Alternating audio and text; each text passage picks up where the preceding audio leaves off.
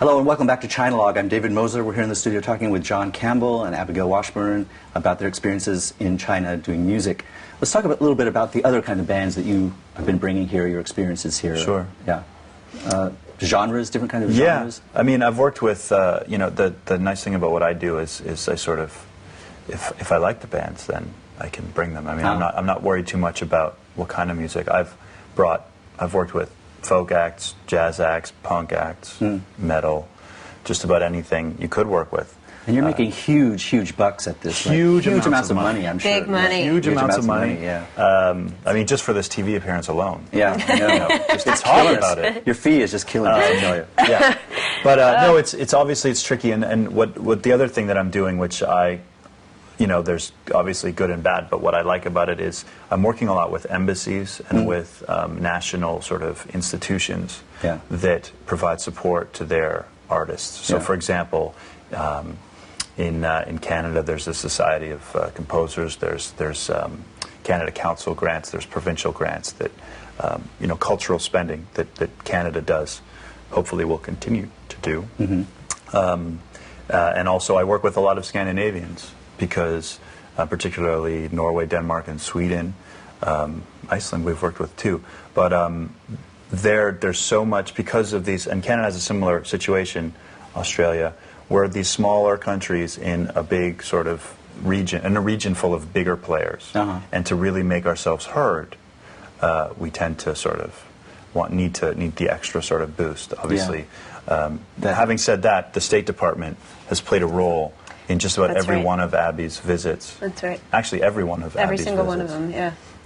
The State Department, but not for the United US. States State Department. Yeah, which is surprising to a lot of people. It was surprising to me when I first walked into the office and I said, hey, there's this girl, she plays banjo, she's going to come. Maybe there's some way, you know, the American Center of Educational Exchange might want to be involved. And they thought, you know what, that's great. And then sent Abby to Chengdu and restarted the Chengdu roots that she'd already laid. Well, that makes me feel better about where my tax dollars are going. No, it's true, and it was even during the Bush administration. You know, a lot of people were really shocking. down on what was happening, and actually I had no end of people come up to me and Abby as well at the end of their shows and say, you know, I'm so proud to be an American watching this show. Having said that, it was 2004, it was election day, and so I think the Nashville show even That's right. might have been right after the Nashville re-election, and so and a lot of her fans are not necessarily the guys that would have voted for the Bush. guy that won. No, right.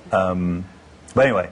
Well, that's great. I was about to complain that the American embassy here never seems to fund anything for well, the I've arts, had a great relationship with them. And definitely, and again, Abby's a special kind of artist where you've got the American traditional stuff happening, you've got the Chinese links already, plus the language, plus these you know, artists that she's playing. And I think that the stuff that Abigail is doing is a model for a lot more artists to hopefully to really get involved, because it's one thing to show up, play your thing on the stage, depending on whatever audience it is. You leave, you move some CDs, maybe there's some, you know, some CDs to sell or distribute online when you're gone. But I mean, really, then you're gone, and what happens? Well, I mean, I think it's really good that maybe you're sort of a cultural ambassador in a lot of ways, and a liaison, a bridge going both ways. But I mean, you know, Doc Watson, and you know, that's so American. I mean, you can't get more. That's just something, the very essence That's of American. Yeah. That I mean, that and jazz. I mean, you're sort of the really roots of American music there, right? So and at the same time, working so well with the roots of, you know, a lot of cultures in China. So I think it really says something about the power of folk music in particular. Well, that's why it was going to, a topic that we didn't really explore much when we brought it up. But yeah, the fact that, I mean, it's often said that folk music, folk culture is the same everywhere. I mean, just the surface of it, you look, indeed, the clothing and the music and the instruments, as you said, you know. So you going to all these different places, and even Tibet and Mongolia and everything like that,